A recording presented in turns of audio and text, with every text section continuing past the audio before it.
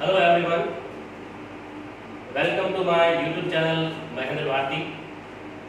अभी जो लॉकडाउन आप लोगों ने पूरा किया है, उसके बाद 10th के बच्चों के दिमाग में एक सबसे बड़ा क्वेश्चन रेज हो रहा है कि ऐसा क्या करें कि अपनी स्कूल एजुकेशन के बाद हम सक्सेसफुल लाइफ जी सकें।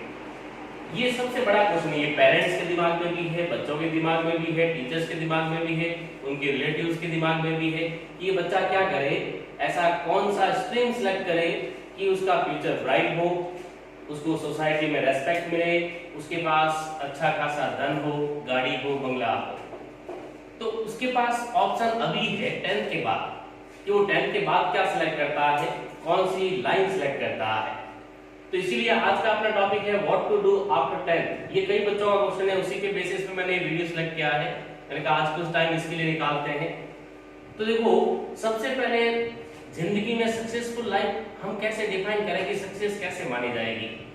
तो सक्सेसफुल लाइफ होने का मतलब है आप अपनी जिंदगी से सेटिस्फाइड हैं, जितनी आपने मेहनत की है उसके अकॉर्डिंग आपको प्रॉफिट मिला है, उसको जितने आप ग्रो कर सकते हैं, जितना अपने बिजनेस को या अपने सर्विस को आप आगे ले जा सकते हैं, वो प्रॉपर वे में अगर आपको प्रॉफिट मिलता है तभी हम कहेंगे कि अपनी लाइफ सक्सेसफुल है।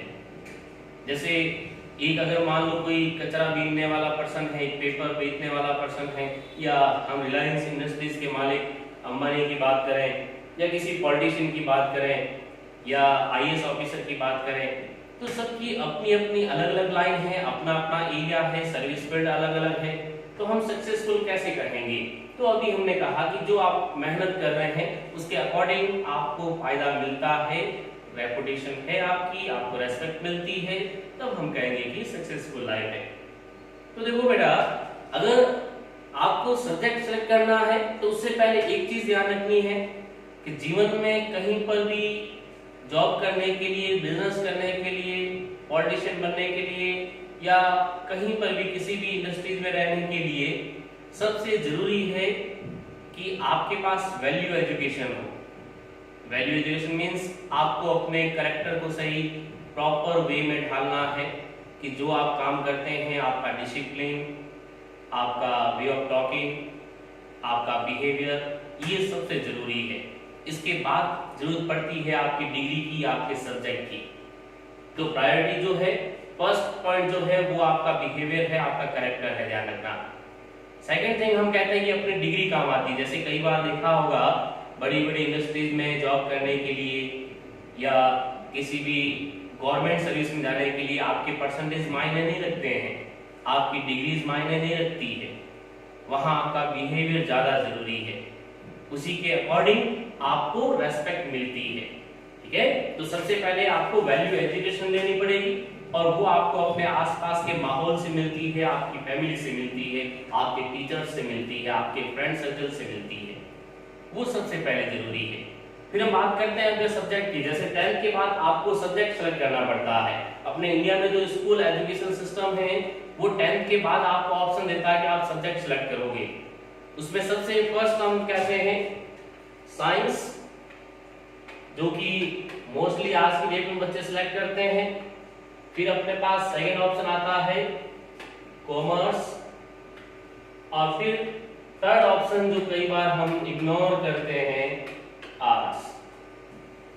ये तीन मेन स्ट्रीम है अपने पास एजुकेशन में।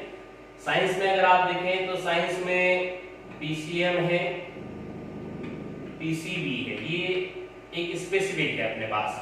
कॉमर्स में जैसे आप पढ़ोगे तो खास तौर से अकाउंटेंसी पढ़ोगे, बिजनेस स्टडीज के बारे में पढ़ोगे, अकाउंटेंसी के बारे में है, उसके अलावा बिजनेस स्टडीज है, ये ध्यान रखना हमें। फिर अगर आर्ट्स में हम जाते हैं तो मोस्टली जैसे सब्जेक्ट हमें पढ़ने को मिलते हैं तो उसमें हिस्ट्री मिलती है, आपको इकोनॉमिक्स पढ़ने को मिलती है, पॉलिटिकल पढ़ने को मिलती है। तो ये सारे सब्जेक्ट हमें वहां आर्ट्स में पढ़ने को मिलते हैं।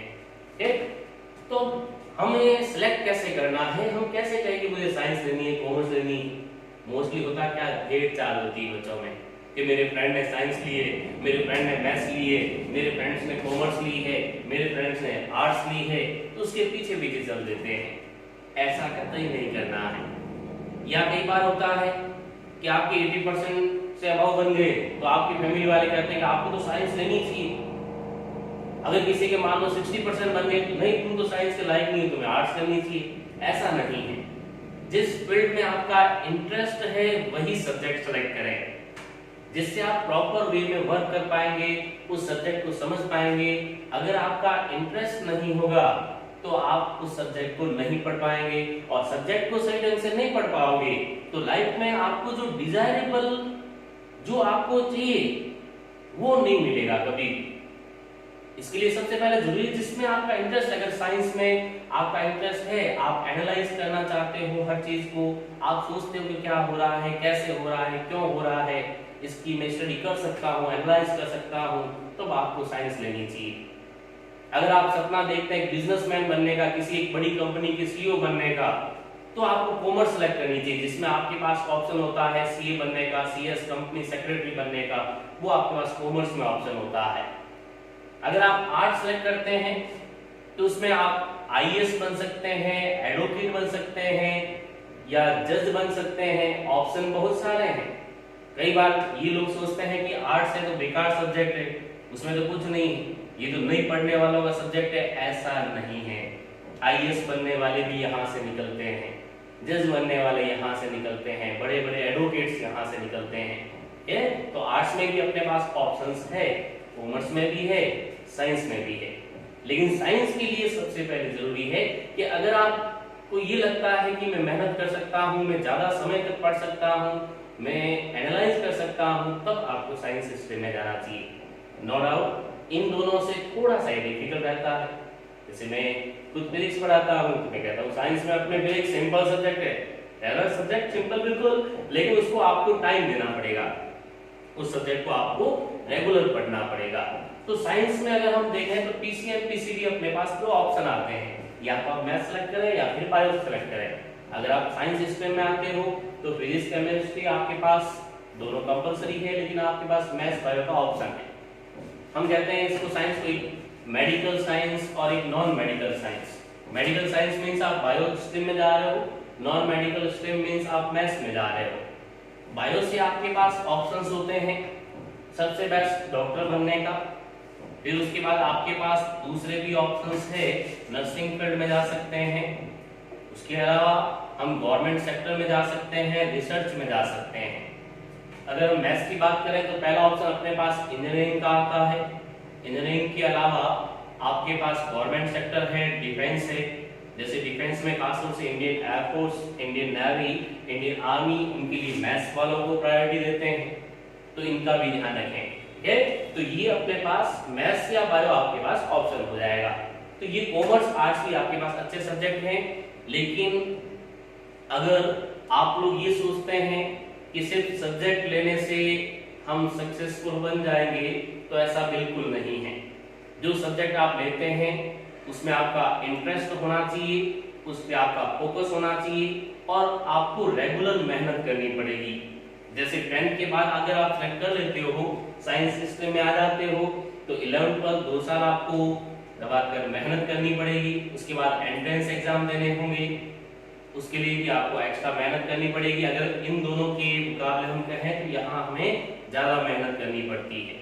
ओके, तो आपके पास ऑप्शन सारे हैं साइंस, कॉमर्स, आर्ट्स के लिए, लेकिन सबसे जरूरी है आपका इंटरेस्ट, कि किस सब्जेक्ट में आपका इंटरेस्ट है, वरना हर सब्जेक्ट में इक्वलिटी है, सब में आपके पास बराबर ऑप्शंस है, हर जगह आप सर्विस में जा सकते हैं। ओके, तो ये वीडियोस देखते रहें। नेक्स्ट वीडियो में हम बात करेंगे कि आफ्टर 12th क्या कर सकते हैं। जैसे अगर हम साइंस ले लेते हैं तो साइंस के बाद अपने पास क्या ऑप्शंस है, इसके बारे में बात करेंगे।